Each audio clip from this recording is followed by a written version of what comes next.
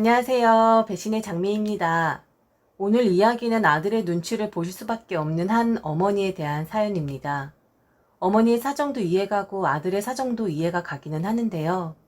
그런데 운이 좋은 걸까요? 사이가 좋지 않았던 이들을 엮어줄 한 매개체가 등장을 하게 됩니다.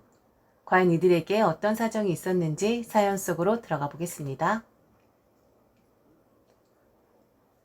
저는 부족하고 어리석은 엄마이자 시어머니입니다. 저란 사람은 아들에게 많은 상처를 주었던 사람이에요. 아직도 그 점에 대해서는 아들에게 미안해하고 있습니다. 아들이 어렸을 적 이혼을 하고 혼자 몸으로 아들을 키우다가 핑계일 수도 있으나 너무 힘들어서 한 남자를 만나게 되었습니다. 혼자 살았어야 했는데 그때는 저도 너무 지치고 무서워서 그늘막 같은 것이 필요했었거든요. 여자 혼자서 식당을 하다 보니 여기저기 입방아에도 오르고 무엇보다 저녁 식사를 하며 반주를 하는 손님 중에는 손버릇이 고약한 사람들이 꽤나 있었습니다. 그리고 지금은 거의 사라졌겠지만 저희 때만 해도 험상궂은 사내들이 찾아와 돈을 요구하는 일들도 종종 있었거든요. 제 입장에선 저와 아들에게 든든한 울타리를 쳐줄 만한 사람이 필요했었는데 그 일로 인해 아들이 그렇게나 오랫동안 상처를 받고 제게 등을 돌릴 것이라고는 생각지도 못했었네요. 그럼 그 양반이라도 좀 오래 살았으면 좋으련만 아들이 결혼을 하고 2년 만에 세상을 떠나게 되었습니다.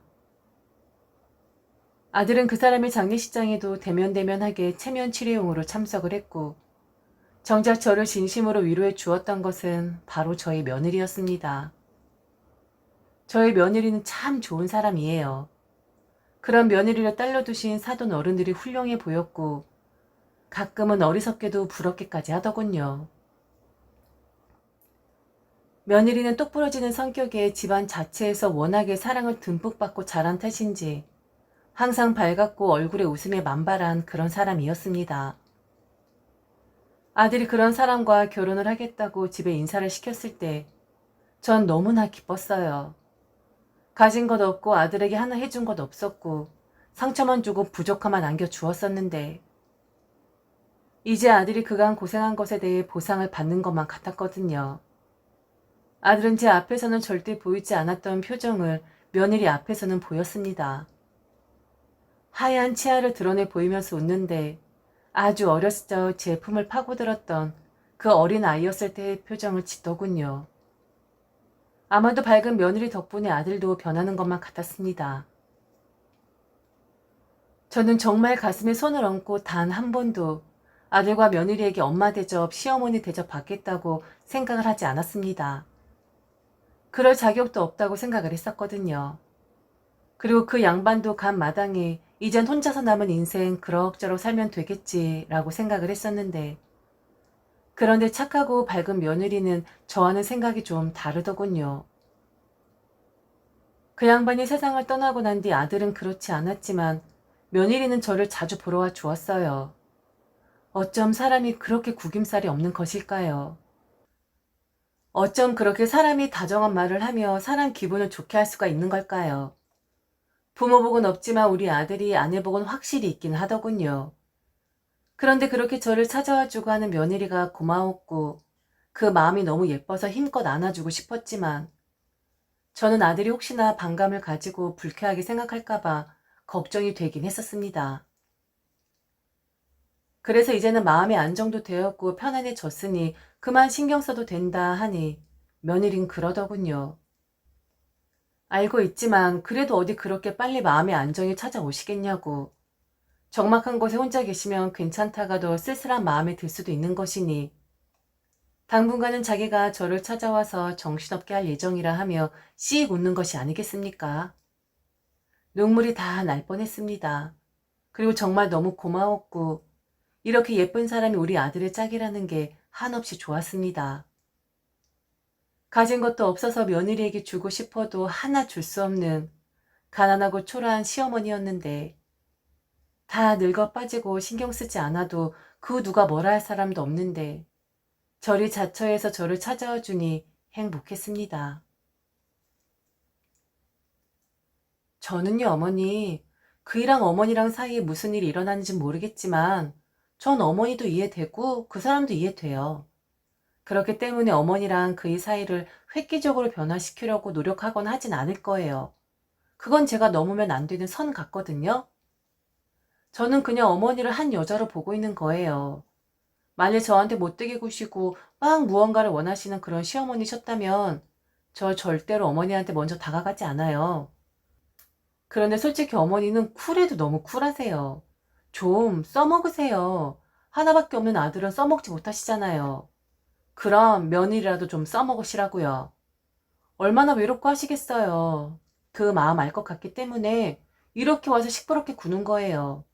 그리고 저희 엄마 아빠도 어머니 특별히 더 보살펴 드려야 하는 거라고 신신당부를 하셨거든요. 그러니까 저 이렇게 찾아오는 거 부담도 갖지 마시고 너무 고마워도 하지 마세요. 그냥 제가 할 일을 하는 거니까 그렇다고 과하게 하는 것도 아닌데 왜 자꾸 어머니는 제가 너무 잘한다고만 하시는 거예요? 말을 저렇게 하는데 저도 며느리는 처음 맞이했기에 우리 며느리가 얼마나 잘하는 사람인지는 확인할 바 없지만 제게는 천사가 따로 없는 존재이긴 했었습니다. 와주는 것만으로도 얼마나 기특해요.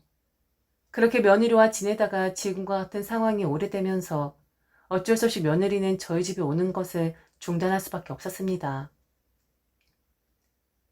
그래도 저거 일주일에 서너 번은 제게 전화를 하면서 안부를 물어봐주고 아들 소식과 며느리 소식을 전해주었고 얼굴을 뵙고 싶지만 혹시나 일하는 사람이라 본인이 제게 위험한 존재가 될까봐 방문하는 것이 꺼려진다 했습니다. 아들은 저의 잘못으로 등을 돌렸지만 며느리는 제게 먼저 손을 내밀어 주었고 전화상으로라도 저를 챙기려고 무진애를 써 주었죠. 그리고 며느리는 제가 극구 거절을 했는데도 용돈을 챙겨 주었어요. 절대로 받지 않겠다고 받을 자격 없다고 했지만 그리 말씀하시면 본인이 더 섭섭하다며 제게 생활비를 지원해 주곤 했었습니다. 아들에게는 비밀이라며 우리들만 알고 있자 하더군요. 정말 이런 거 안 줘도 된다. 가뜩이나 나 찾아오는 거 아들이 별로 좋아하지 않을 텐데. 만일 너한테 돈까지 받았다고 하면 아마 나한테 엄청 화를 낼 거야. 그리고 나는 네가 이렇게 찾아와 주는 것만으로도 너무 고마워. 나는 정말 괜찮아. 그런데 며느리는 제 말을 듣지 않았습니다. 그리고 며느리는 제 전곡을 찔렀어요. 말하지 않아도 티내지 않아도 며느리는 뻔한 제 주머니 사정을 꿰고 있었습니다. 참 저런 사람은 왜 이렇게 한없이 작고 초라하기만 한 것일까요? 괜찮다고 말씀하시지 마세요. 당연히 어머니는 괜찮다고 말씀하시겠죠. 그리고 도움 필요 없다 하실 거 알아요. 그런데 기본적으로 들어가는 생활비가 있는데 어머니 혼자서 그걸 감당하신다고요? 그리고 누가 들으면 제가 엄청난 돈을 드리는지 알겠네요. 제가 할 수 있는 선에서만 하는 거예요. 그런데 그이한테 말하지 않을 거예요. 어떤 반응이 나올지 몰라서 이야기를 안 하는 것뿐 영원히 숨기자는 건 아니에요. 그러니까 그냥 받으세요. 이건 어머니를 위하는 마음도 있지만 사실은 제 마음이 더 편하고 싶어서 그러는 거예요. 호미로 막을 것을 가래로 막는다고 하잖아요. 혹시나 나중에 큰 힘이 들게끔 하시면 어떡해요? 그래서 사전에 미리미리 방지를 하는 거예요. 이건 전적으로 저를 위해서 그리하는 거라고요. 며느리의 말은 이랬습니다. 혹시나 제가 돈이 없어서 빚을 지게 되어 감당 못할 처지가 되면 어차피 그 부담이 본인들에게 올 수도 있는데 차라리 지금 조금씩 지원을 해드리는 것이 현명한 방법이라고 말이죠. 그러면서 너무 자기를 계산적인 사람으로 보지 말아달라는 당부의 말을 하더군요. 그리고 절대로 제가 며느리에게 짐이 되는 것은 아니니 그런 생각도 하지 말아달라고 했지요.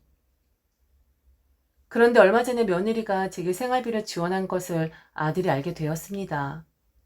그때 아들의 말을 듣는데 쥐구멍에라도 들어가서 몸을 숨기고 싶은 심정이었죠. 아들은 1년가야 제게 먼저 전화하는 법이 없는데 웬일로 아들에게 전화가 오더라고요.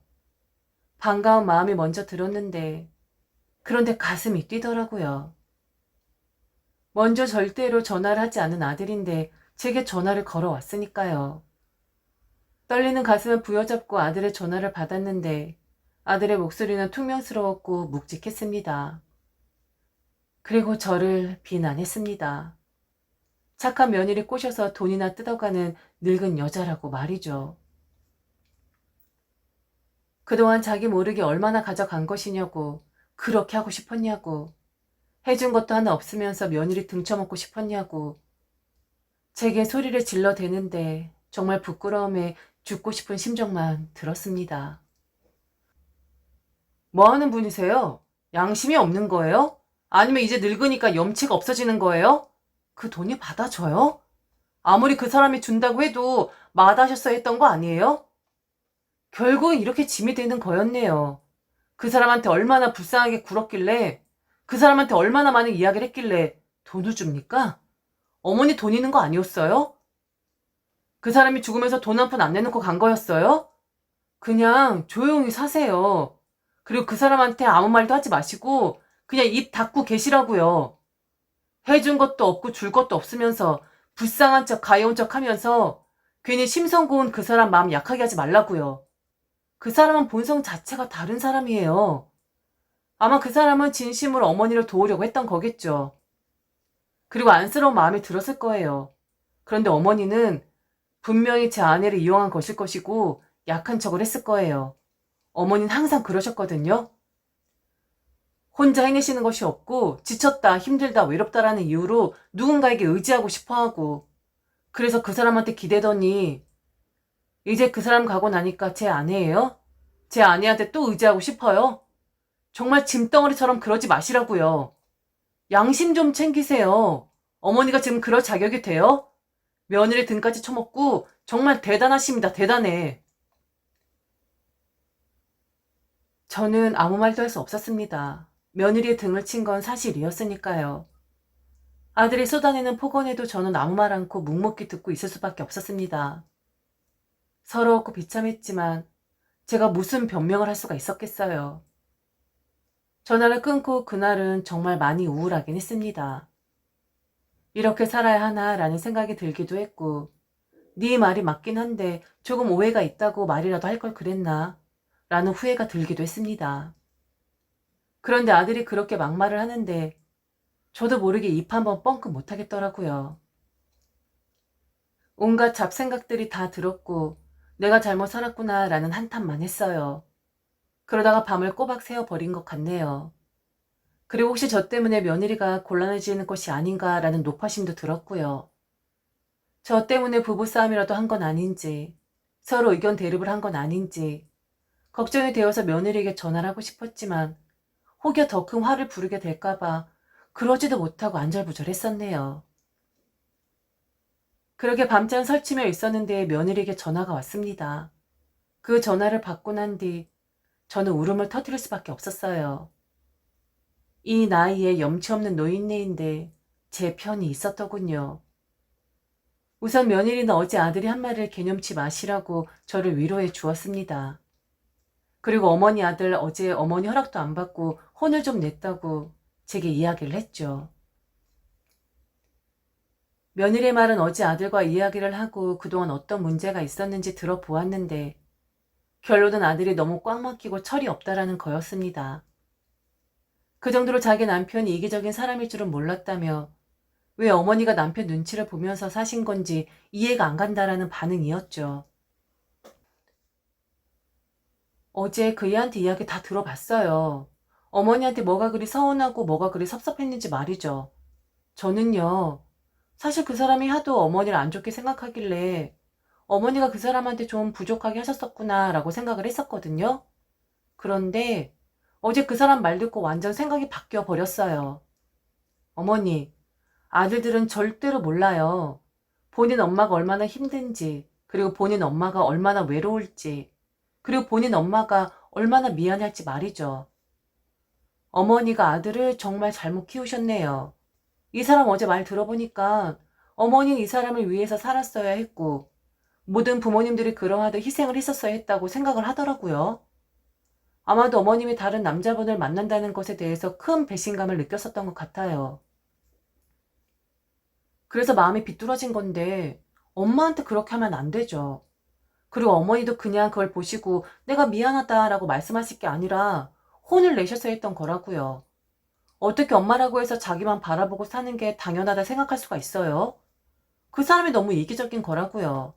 그래서 어제 저한테 많이 혼났어요.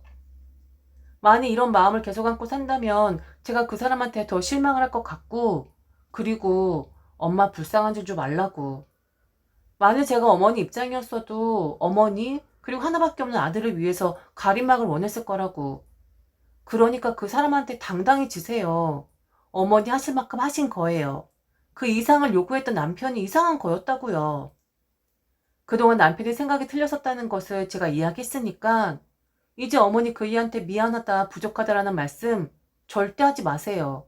어머니 좀 당당히 지시라고요. 며느리의 말에 저는 깜짝 놀랐습니다. 그리고 눈에서 눈물이 흐르고 있었고요. 저리 말만이라도 해주고 저리 제 편을 들어준다는 그 사실 하나만으로 너무 감사함을 느꼈습니다. 이윽고 나지막한 목소리로 미안해요 라는 아들의 목소리가 들렸습니다. 아들의 미안하다는 그 말에도 저는 아무 말도 할 수가 없었어요. 제가 무슨 말 할 수가 있었겠습니까? 며느리가 제 편을 들어주고 이해를 해준다고 해도 아들에게 상처를 준 것은 틀림없었기에 입을 틀어막고 울 수밖에 없었습니다. 지금은 가끔 아들에게 전화도 옵니다. 예전처럼 차가운 말투가 아닌 것에 감사하고 1년가에 한 번 올까 말까한 전화인데 그래도 한 달에 한 번 정도는 전화가 오니 그리 반가울 수가 없네요. 다 늙어 이게 무슨 복인가 싶습니다. 며느리는 제게는 천사임과 동시에 은인 같은 사람입니다. 아들과 눈에 확되게 사이가 좋아진 건 아니지만, 그리고 오해가 완벽하게 풀어진 건 아니지만, 그래도 며느리로 인해서 물꼬를 트게 되었으니까요. 얼른 좀 이 시국이 가라앉았으면 좋겠어요. 며느리에게 용돈 받는 게 너무 부담이 되거든요. 좀 진정이 되고 날이라도 선선해지면 더 이상 염치 없는 늙은이로 안주하는 것이 아니라 일거리를 찾아봐야겠습니다. 그래서 저도 우리 며느리에게 꼭 용돈이라는 것을 한번 주고 싶습니다.